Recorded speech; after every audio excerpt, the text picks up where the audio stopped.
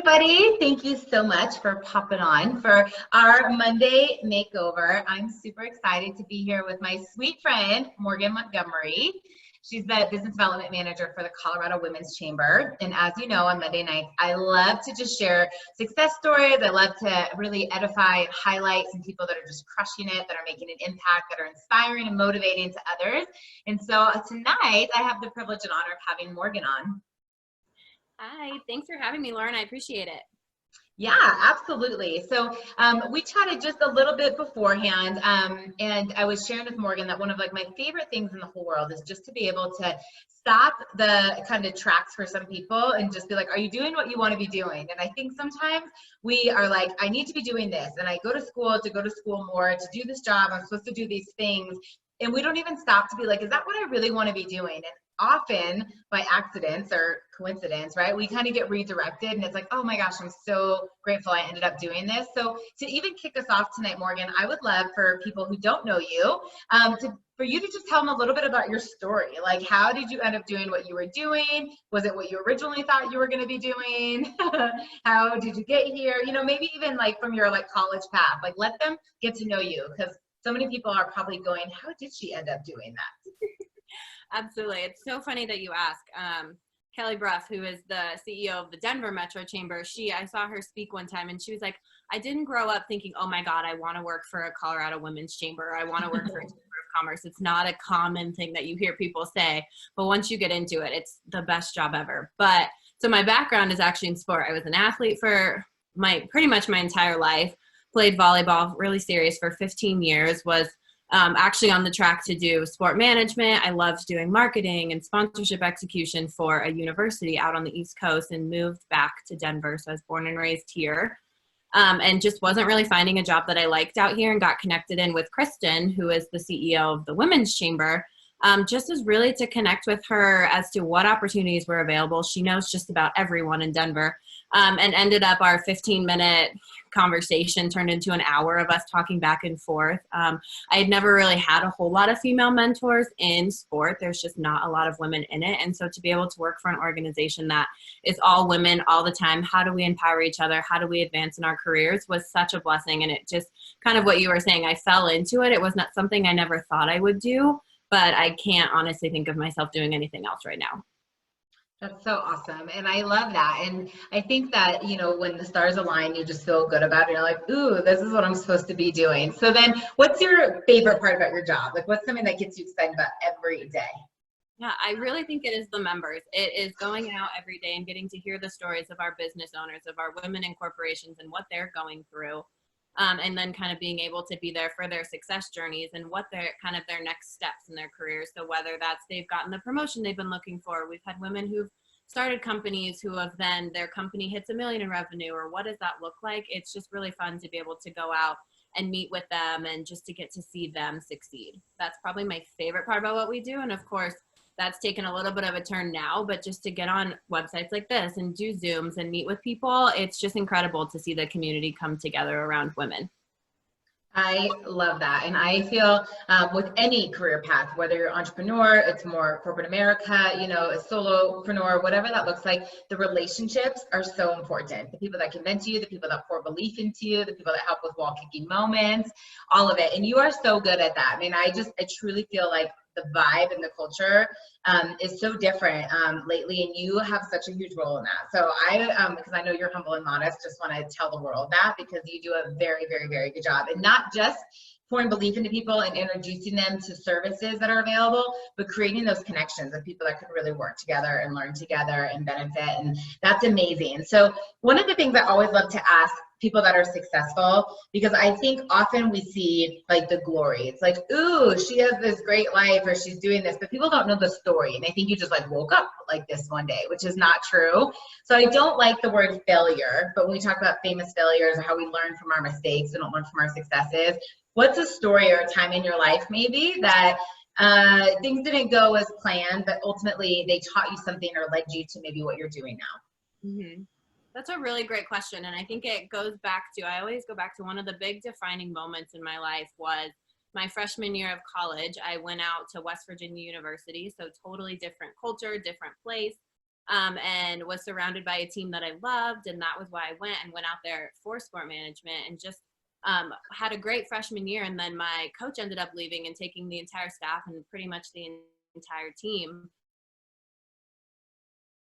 from home without really, I had a couple of teammates that I had gone out there with, but really had to figure out, how do I take care of the team that I had that was already there? And also, where did we go? We had no direction. We didn't have a coach for almost 4 months. And I think that was really a part of my life that turned into, okay, I started to serve others, where it was always like I was focused on me. What was my career next step going to be? That was a moment when I really had to look out for who was in my path and who was with me and who did I want to take along, and how are we going to get there when you have about 5 17-year-olds with no real direction, trying to figure out what that looks like. And we were all pretty far from home. I was one of the furthest. We had one from California, we had one from Bulgaria, and it was, you're in this town that's different than where you've ever been. Your parents are far away, and you really kind of had to grow up. And I think that's really moved into where I am now with the chamber, is that I have a team that surrounds me that is fantastic, and we get to go out and what do we do to serve other people, and how do we bring them along, and how do we really be kind of the moms to kind of helping people move forward. That's what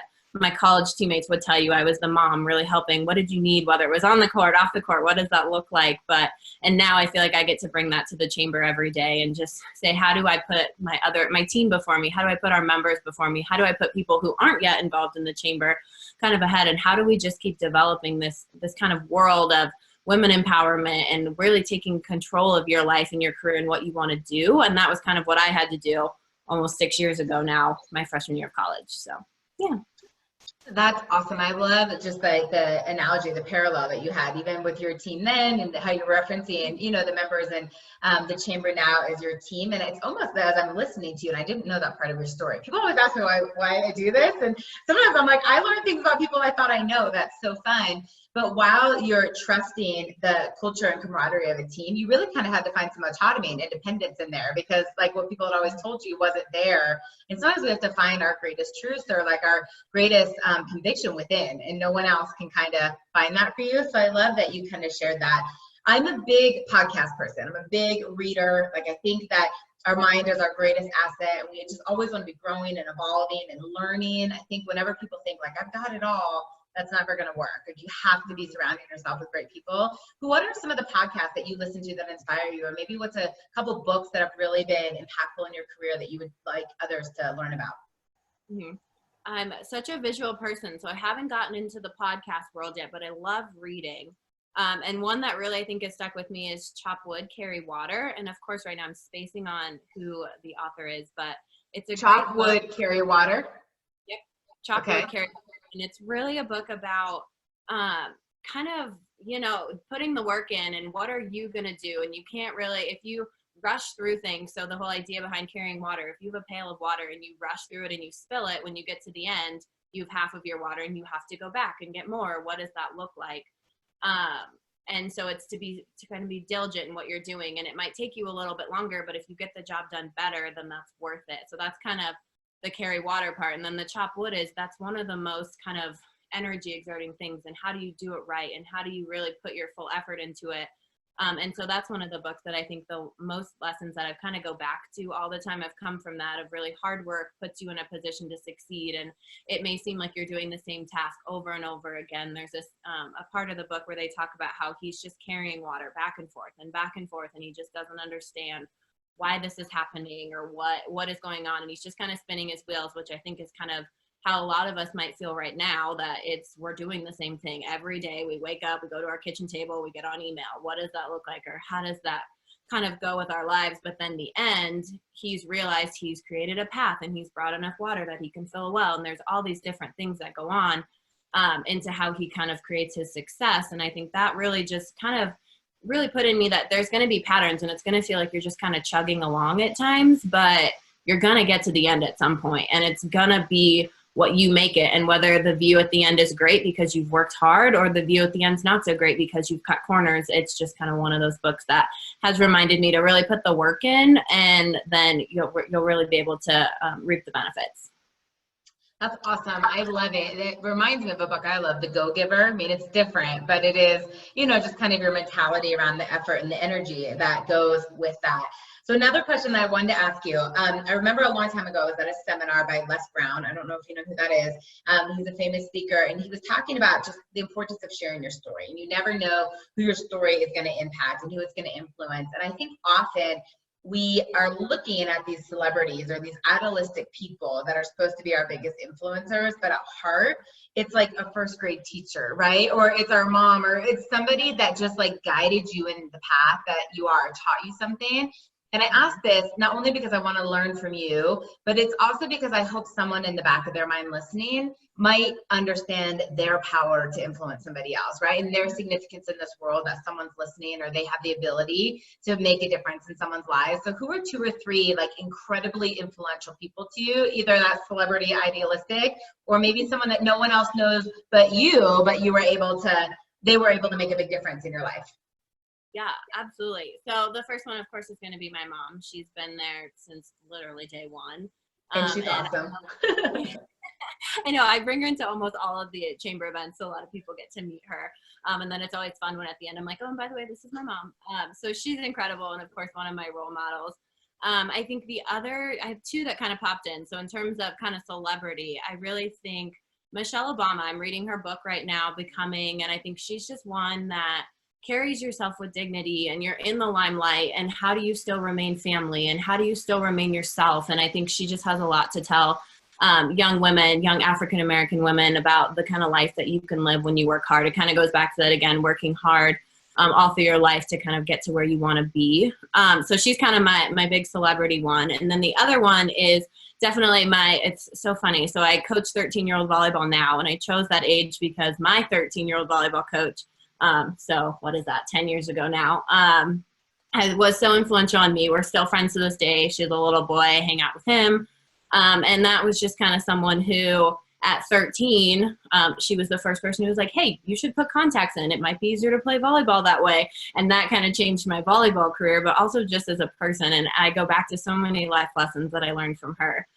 So that's so fun to kind of be able to now as an adult be able to kind of see her and have this different relationship, and just the strength and the humility that she taught us. She coached us at 13s and then again at 18s when majority of us were committed and going off to schools. And it really was one of those things of, hey, you guys are cool. And yes, you're going to these big schools, but you're still a team. And it brought us back to, again, the teammate and how you put that forward. And yes, your name might be on the list of going to the big D1 school, but if you're not playing hard for your teammates or you're not happy for their successes, then you're not going to be successful, going back to the team sport aspect. And so I think it's funny, a lot of, I think, what's gone on in my life, I've always gone back to sports. And Kristen, with the chamber, will always say, like, when we're going after sales goals and different things, like, I go back to sport. And I think it really started my 13th year. That was kind of the moment where a lot of things clicked in terms of teamwork and what does that look like to again, kind of going back to our previous story of giving more to the team than what you give to yourself. Just all those little pieces really go back to Lisa. So Lisa, if you see this one day, I hope you do, that you get, my little shout out is to you. So That's so awesome. I love that, and it is. And someone, like, if you said her first and last name, right?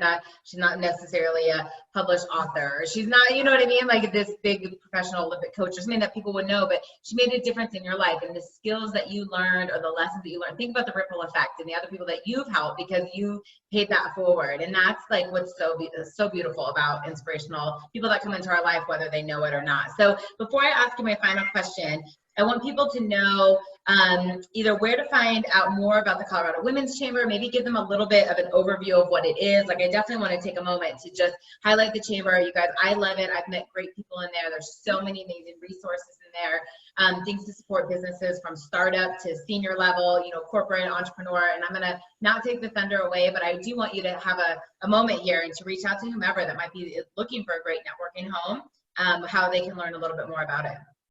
Yeah, absolutely. Thank you for that. The Women's Chamber, so Colorado Women's Chamber, we've been around 30 years, and really the mission is to advance women in business, whether you're a woman who is starting your own career, your own company, and just kind of looking for direction there, whether you've had your own company and you're looking for what the next steps are to grow and scale, or you're a woman in a corporation and you're looking for how to climb that ladder and how to hit the next milestone.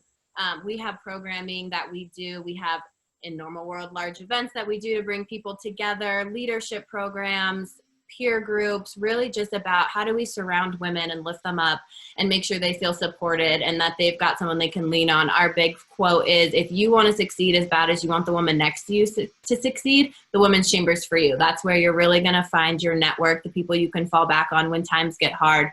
I can't tell you how many stories we've had of, hey, these have been my tribe. And in times like COVID and in times where things just get really hard, you can fall back on this network of women that you've created, women and men. We have some great men that are involved too. So it's just an organization that's really there to support you and what your career endeavors are and to create life-lasting relationships. And so if you want more information, cwcc.org, or I can even I can give Lauren my information to share in the comments and people can reach out to me, but I'm more than happy to kind of help connect you in, especially in a time like this. We've completely switched from a physical community to a virtual community, of course, to make sure that we're still being able to provide for our members that we have in the Colorado community as a whole. It's even kind of cool. We have a couple of people in Wyoming who just were looking for a home to connect with. And because we are virtual, they've been able to come in. So it's definitely an organization that I found a home at, and I'm excited that I can help other people find a home there as well.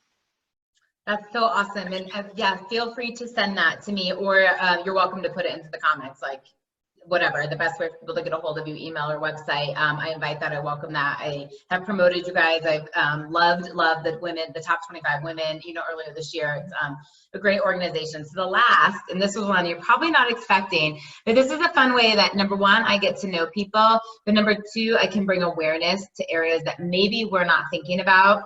So I always ask people, if time and money were of no issue, what's one charity, one nonprofit, one focus that you would love us to be able to donate our time to the next time we're looking for a volunteer project, write a next check to, whether, people always talk about if it's, illiteracy and, like difficult communities or, sex slaves or whatever this may be, I always just get very curious. So with no judgment, if there's just a cause or a nonprofit or an area that you would love to have other people be able to give money to or donate time to support, what would that be?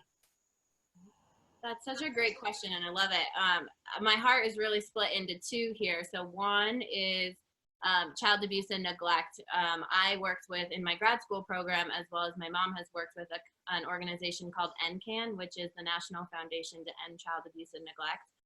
It's an organization all about the research into helping that. It's one of the only kind of childhood issues and places that hasn't really seen any results. We've been able to kind of figure out childhood diabetes and like all these different things that research gets put into, but childhood abuse and neglect really hasn't been something that has come to the forefront, or it's just hard to talk about, which is understandable, but it's something that needs to be talked about. So that's kind of one. And then the other one really is, from my time in West Virginia, is opioid addiction and all the organizations that are working to help that. West Virginia's hit incredibly hard with that. Something that lived in Colorado my whole life, I never even thought about that being an issue. And over there, it's like will never forget hearing a local say that she bought her like nieces and nephews opium for Christmas, because that's just it's just a mentality there. And so it's really something that I have passion around, and it's been kind of reignited in the last couple of weeks that I've talked to some people who are in that fight. So those are kind of my two. I kind of cheated and gave you two, but those are kind of where my heart's at in terms of nonprofits. No, it's good and it's awesome, and that's fine. You can't ever cheat on service and contribution, which is always on my heart. So that's why I always ask, and the reason I ask about the book. So my two biggest things that like every single day, like what fuels me and stuff, I tell people is growth and contribution. I'm always like, where can I learn more? How do I get better? Like, I'm so hungry for the next step. I truly believe in that. No, there, like, just gotta keep going.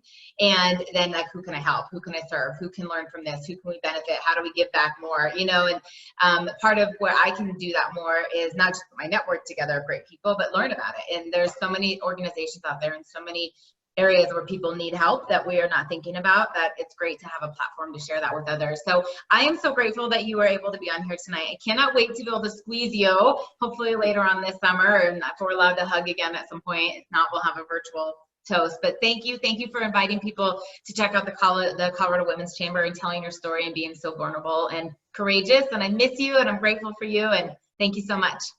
Yes, thank you for having me. I can't wait to give you a hug too, one of these days soon. In our bubble, we're a saran wrap bubble. Bye. Good night, you guys. Bye, everyone. Thanks.